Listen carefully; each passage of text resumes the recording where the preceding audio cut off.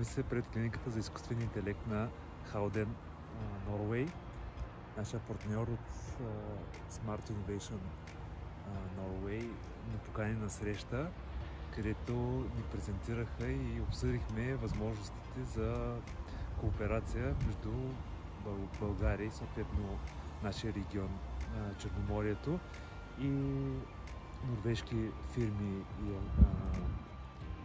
асоциации за постигане на развитие и създаване на инкубационни хъбове за развитие на стартъп фирми.